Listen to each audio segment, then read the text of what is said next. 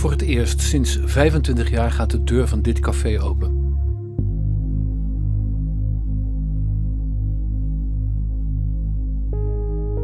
Die deur van Café L'Amérique in de Bloemstraat in Arnhem werd 25 jaar geleden gesloten en sindsdien kwam er niemand. Het is alsof je een tijdcapsule binnenstapt.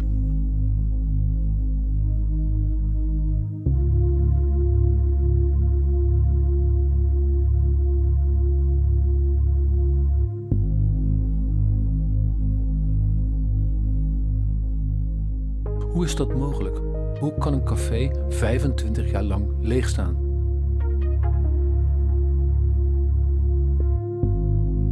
En wat gebeurt er met een ruimte waar 25 jaar lang geen enkele activiteit is? Alleen de dochter van de cafébaas zet er, zo wil het verhaal, wekelijks een bos rozen neer voor haar overleden vader. Wat weten we van deze plek? Ongeveer het enige wat erover bekend is dat de cafébaas naar het ziekenhuis moest, zijn café op slot deed, maar er nooit meer terugkwam.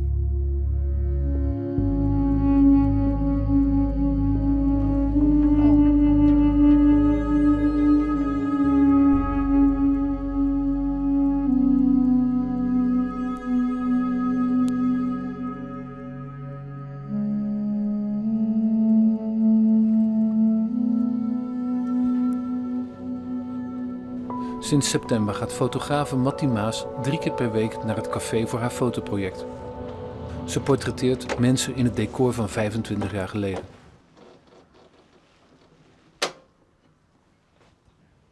Mensen die het café kennen van vroeger. Muzikanten, dansgroepen, maar ook passanten die spontaan binnenkomen lopen. En mensen die stukje bij beetje het mysterie rond dit café ontrafelen.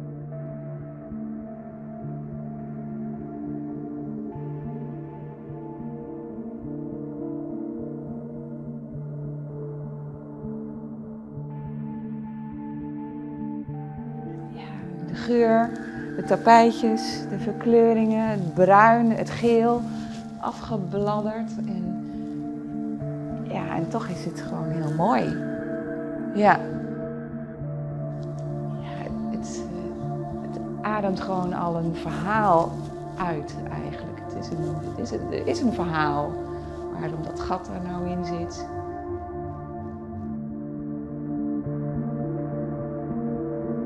Ja, de vliegen zijn er niet meer. Die zijn ook helemaal vergaan. Ik weet niet. Oh kijk, hier ligt waarschijnlijk een vlinder. Vergaan.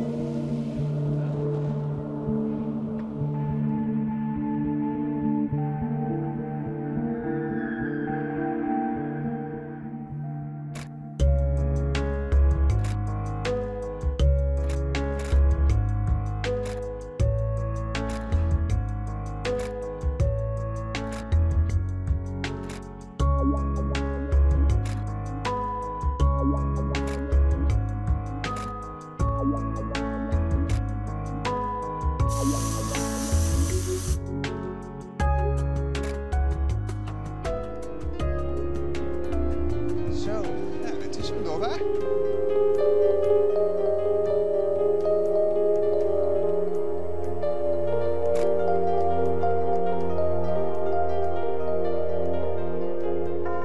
Ja, dat was het spookcafé.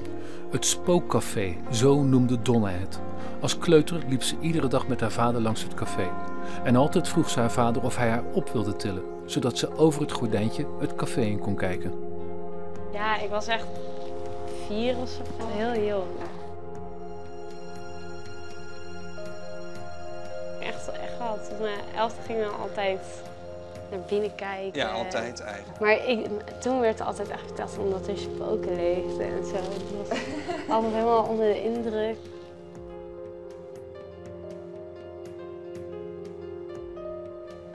Jullie heel dichtbij? Oh, leuk, ja.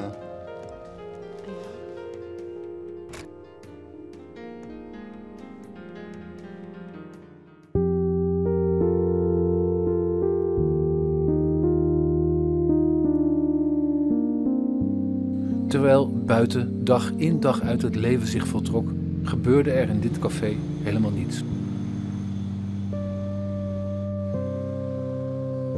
Dag na dag, week na week, maand na maand, jaar na jaar. Hoe lang heeft hier nog een klok gelopen? Wanneer is de verwarming uitgezet?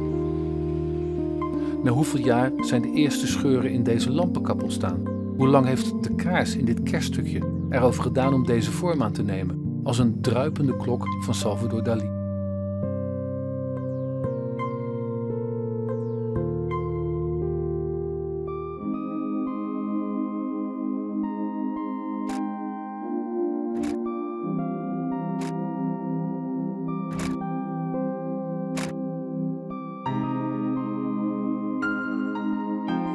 Op welk tafeltje zette de dochter van de cafébaas wekelijks die bloemen?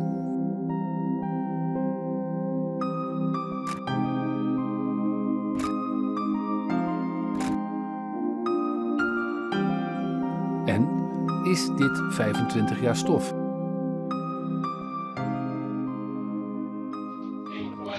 It's the way hot you do it. It's the way hot you do it.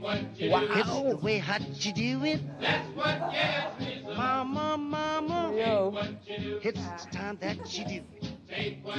It's the time that you do it. It's Je mag wel ietsje dichterbij dansen hoor. Ooh. Don't mean a thing. Take it easy, Greasy. then your job will swing. Oh, it's just what you do, It's the place that you do it. ain't what you do, It's the place maar door. that you do it. ain't what you do. It's the place that you do it. That's what gets me so.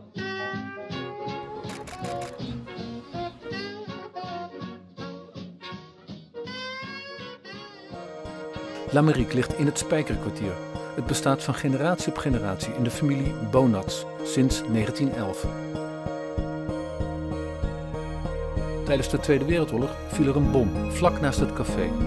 Het café werd hersteld, maar het huis ernaast werd gesloopt en nooit herbouwd. Er bleef een klein steegje over. De laatste eigenaar van het café was Karel Bonats. Na zijn plotselinge dood in 1996 was zijn dochter Trudy de eigenaar. Zij zette het niet voort, maar gaf het ook geen andere bestemming. Waarom niet? Je mag een klein beetje voorover naar voren zitten. Zo, ja, en nou, even kijken hoor. Want die werkt op afspraak. Maar als ze in het café is, wordt ze ook voortdurend aangeklampt door nieuwsgierige passanten. Hallo. Hi.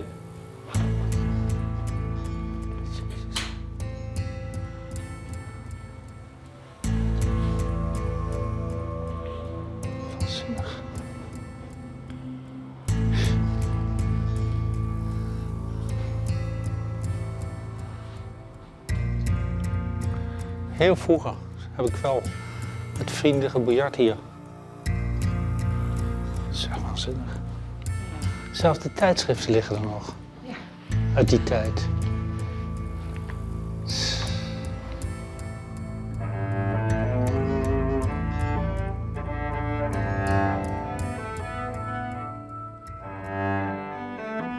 Dit is gewoon nog even inspelen, hè? Dat snap je.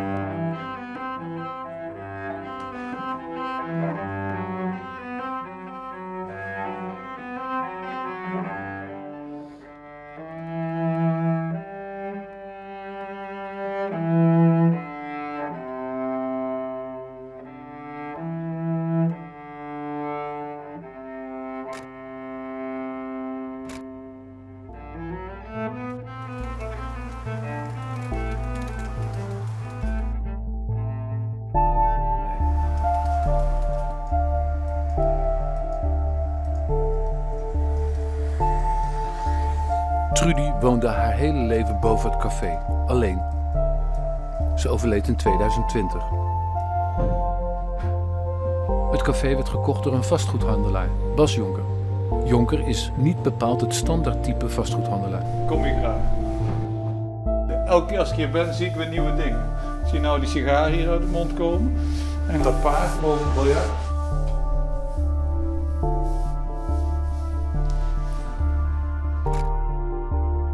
Hij wil het doorverkopen, maar voordat het zover is, vastleggen in de huidige staat. Het valt er helemaal uit elkaar. Kijk, het verpoeiert helemaal.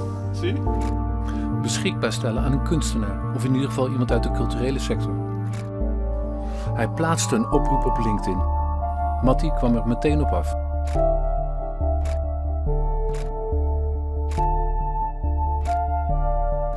De voordeur van de bovenwoning hierachter, die is een paar jaar geleden, is die door de politie ingebeukt. Er was gaslucht en ze waren bang dat Trudy daarboven dood zou liggen. Wat ik gehoord heb tenminste van mensen. En die deur die kreeg ze ook niet open. Want een 3-puntsluiting, dus die deur is helemaal aan gort gebeukt om binnen te komen. Daarom heb ik er een andere deur in gezet. Maar ze bleek niet thuis. Het bleek dat zij ergens in de buurt aan het rondlopen was. Dus ze was er niet.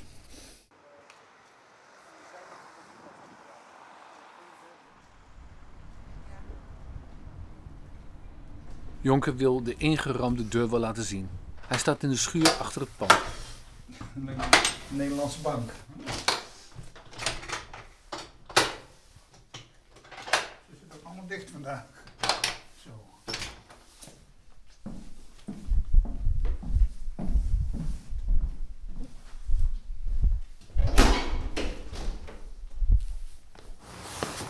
Wat is hier gebeurd, joh?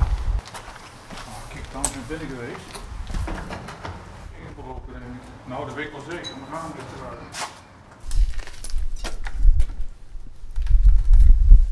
Ja, maar doe je hier geen jas op, dan kijk je op deken. Kijk, dat is de oude voordeur. Het is de binnenkant.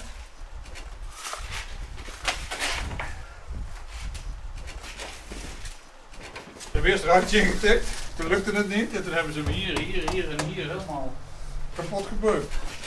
Er zit stalen plaat op of zo, dat weet ik ook niet. Tja. Dus nou.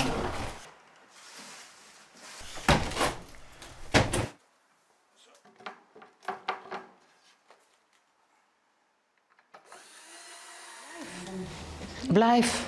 Goed zo, Botan. Mooi, blijf.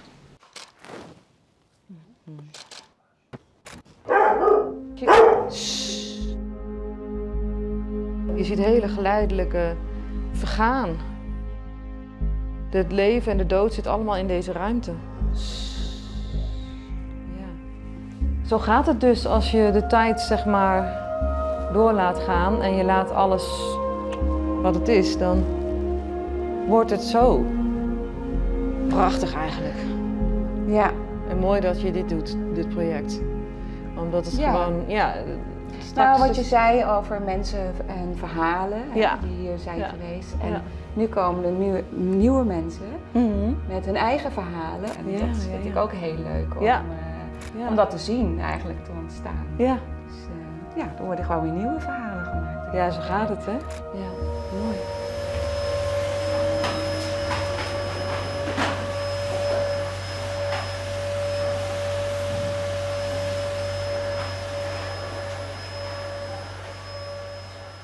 Het is een avontuur op de brommer. Gewoon met de start. Tot ziens. Hoi.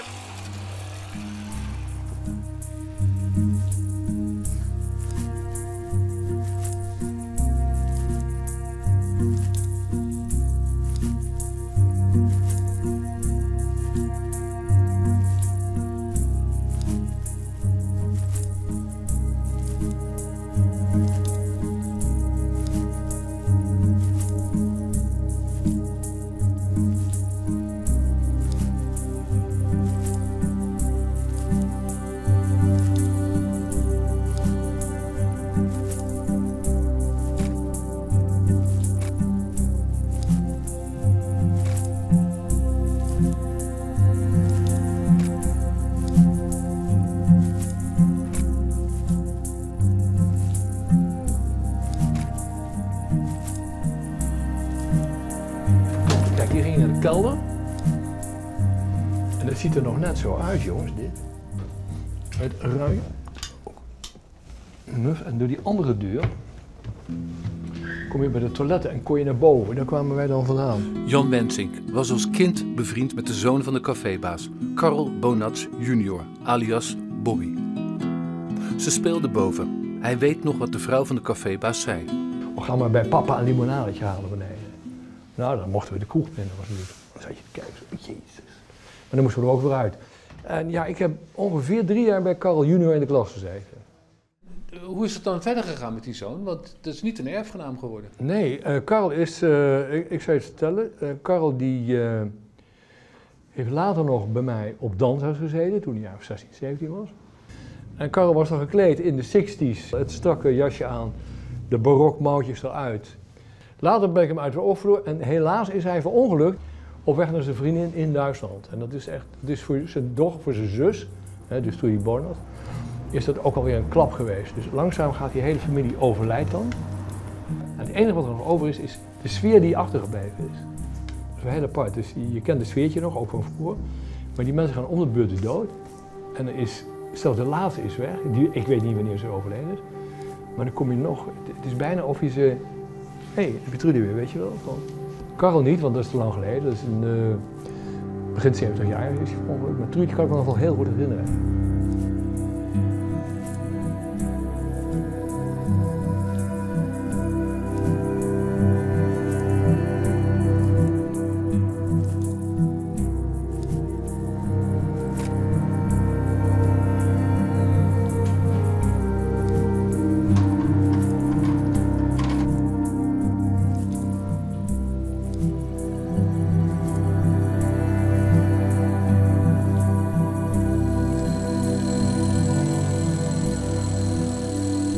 Maar nog steeds is niet duidelijk hoe het café 25 jaar lang dicht kon blijven. Wat bewoog Trudy om de plek al die tijd te conserveren? Bas geeft ons de gegevens van het enige familielid van Trudy, Tjalling Tjalkens. Ik geef de gegevens van de achterneef. Tjalling Tjalkens woont aan de andere kant van het land. Hij is een achterneef van Trudy. Tjalkens is terughoudend, maar besluit toch naar het café te komen. Nou ja, dit zijn dus de foto's die ik al gemaakt heb.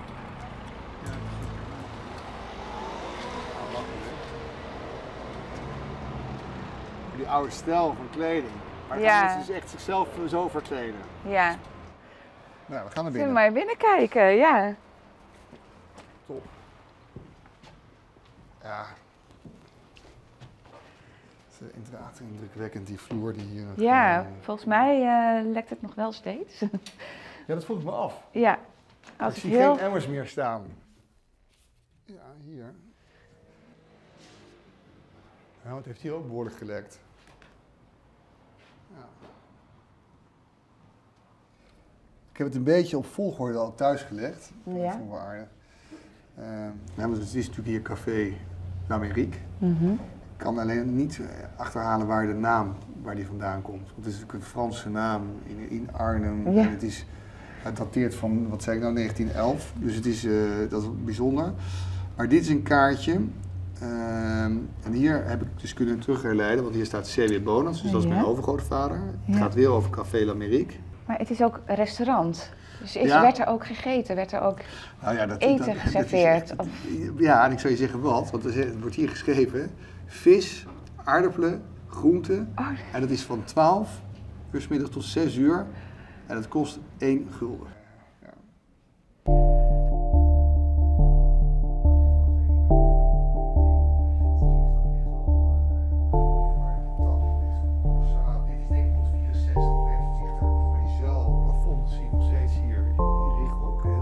Hetzelfde is gebleven. Nou, en hij heeft op een dag de deur dicht gedaan en op de operatietafel is hij overleden. Ja. En toen is het niet meer open gegaan. Nee. Het is van op een of ander moment is het gewoon van nou, ik sluit af. Ja. Ik doe niet morgen open, morgen ben ik in het ziekenhuis, maar ik doe overmorgen weer open. En dan blijft het gewoon in één keer zoals het altijd is geweest in deze kroeg. En dat had te maken met het feit dat Trudy, de dochter die nog overbleef uit het gezin, die kon niet beslissen wat ze hiermee wilde.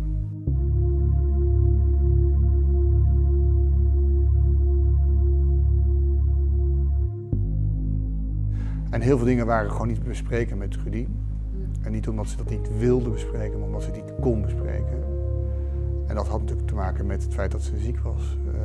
Op jonge leeftijd een hersenbloeding gehad. En eigenlijk spraken en kon niet meer lopen en heeft heel erg moeten revalideren. Ja. En dat is teruggekomen en toen ze 18 was, was het allemaal weer redelijk genormaliseerd. Maar daar is ook weer haar ontwikkeling ook verder gestopt bij het 18e levensjaar. Ja. Dat is waar. Het kost Tjalkens zichtbaar moeite om het laatste hoofdstuk van dit verhaal aan te snijden. Hoe het kon dat Café L'Amérique 25 jaar lang onaangeroerd bleef. Misschien niet heel logisch, maar...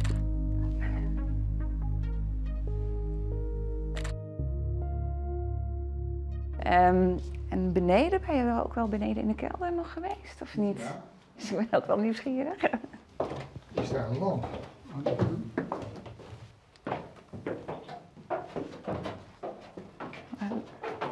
Daar zit een koelelement. Deze autoband, dat weet je waarom die hier ligt, hè? Nee? Dit is het bierluik. Het is nu dichtgetimmerd, want hier werd door ingebroken op een gegeven moment. Ah, oké. Maar boven heb je een metalen plaat. Nou, die werd door de bierleverancier opgetild. En dan moest Karel binnen hier het schuif open doen. En dan werden de fusten, die werden gewoon naar beneden, want die zijn 50 liter bier. Dat is minstens 50 kilo, dus dat bam. Nou, dat lieten ze dan op die autoband, want dan ging er niks kapot. Ja. En dan rolde die kant op. En daar werd dan, om de hoek zit de installatie, de koeling en de slangen. En ja, ik ben hier wel geweest, omdat hier zit het gaswater en licht wat ik heb afgesloten. Afsluiten, ja. Maar het is echt... Oh ja. Oh ja. Wat is dit dan allemaal? Briefjes. Ken ik helemaal niet. Alleen vandaag om 7:30 geopend. Sint-Nicolaasavond geopend. Jeetje. Ja. Wat is dit allemaal, joh? Deze? Oh, hier ligt een heleboel... UC-defect. Oh ja, deze, ja. Deze, ja. Alleen vandaag open, zondag open. Ik heb deze nog nooit gezien. Klop AUB. Waarom zou je kloppen? Tweede kerstdag om 4 uur geopend. Oh, hier.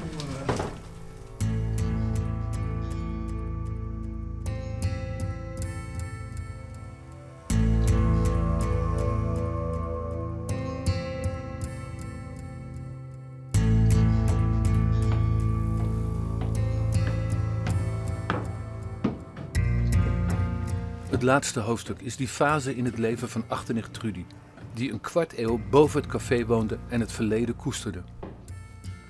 Jeetje.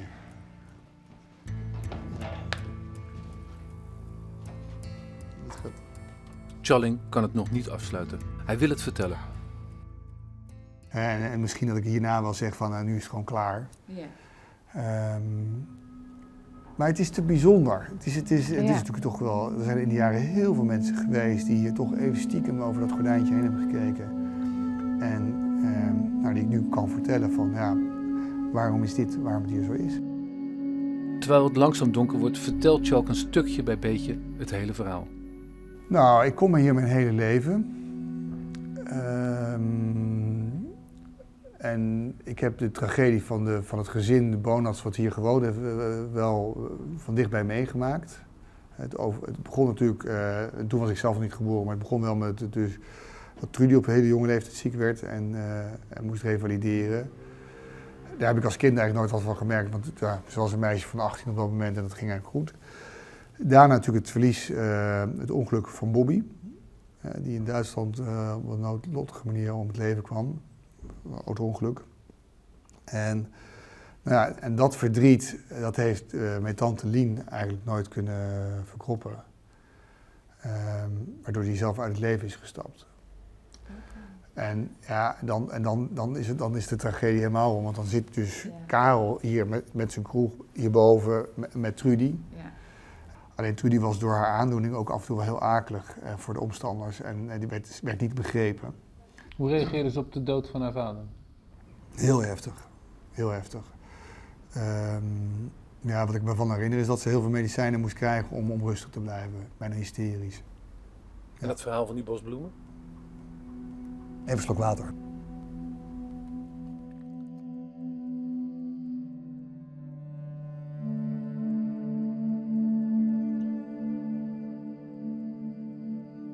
Wat Trudy deed vanaf het moment dat haar vader was overleden. En zij kreeg altijd rode rozen van hem voor de verjaardag. Dan heeft zij hier elke keer gewoon verse rozen neergezet. Ja, dat heeft ze heel lang volgehouden. Maar dat past een beetje bij dat ziektebeeld van Trudy, dat zij kon niets veranderen. Dit moest blijven zoals het is, want dit is hoe pa het bedacht had. Het moest allemaal blijven zoals het was. Dus ook het bosje bloemen kwam elke keer keurig terug. Om de hoeveel tijd? Ik denk wekelijks. Ja. Daar kon ze ook heel veel geld aan spenderen. Dat maakte er niet uit. Dat deed ze ook. Maar er stonden altijd verse bloemen hier. En ze maakte schoon. Ik durf wel te zeggen dat ze een soort neurotische dwangneurose had voor schoonmaken ook. Vandaar die 4 stofzuigen, vandaar die tig stoffige blik boven. Nee, ja, enorm. Er is veel lelijks ook over Trudy gezegd. En ik vind het wel iets triest ook hebben hoe zij heeft geleefd. En hierboven in haar eentje. De laatste jaren slapen in een stoel, niet naar bed. 's Nachts leven omdat ze overdag te veel prikkels waren en te veel verkeer. Dan kon ze s'avonds ging ze even naar buiten. Menige avond dat ze s'avonds of midden in de nacht gewoon die steeg hier aan het vegen was of dat soort dingetjes. Ook heel veel mensen dus verwensingen hadden over het feit dat ze niks met deze kroeg deed al die jaren. Mm-hmm.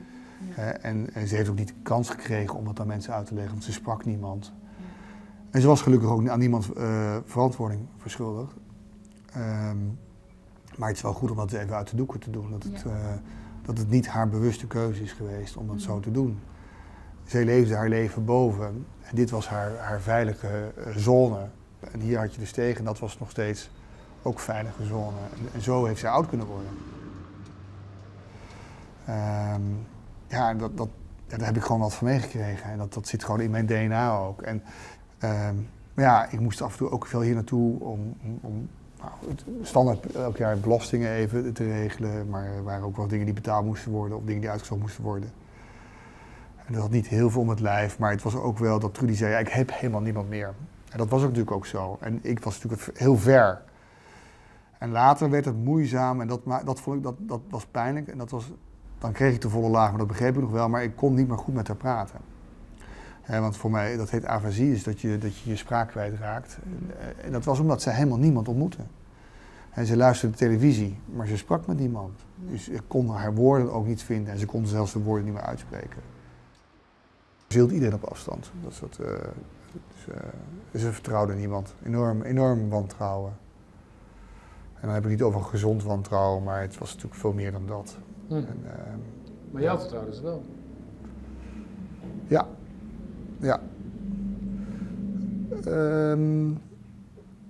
Ja, uiteindelijk als ik er afscheid nam, dan pakten we elkaar goed vast en dan gaven we een knuffel. En dan hoorde ik haar huilen even en dat voelde ik wel. Dus ik wist dat als ik binnenkwam, dan zei ze, ja, jij bent weer heel lang niet geweest en ik heb helemaal niemand. En als ik wegging, dan was dat wel warm. En dan voelde dat goed.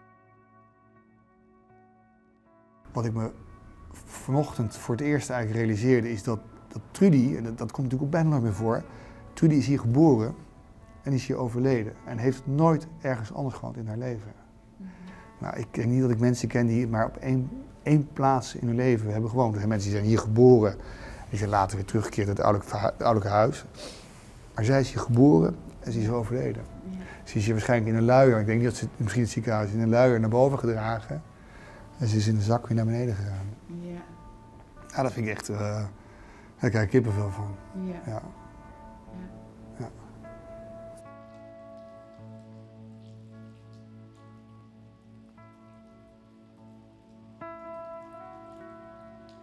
Ik wil het verhaal, zeg maar, dat het op een waardige manier wordt afgesloten.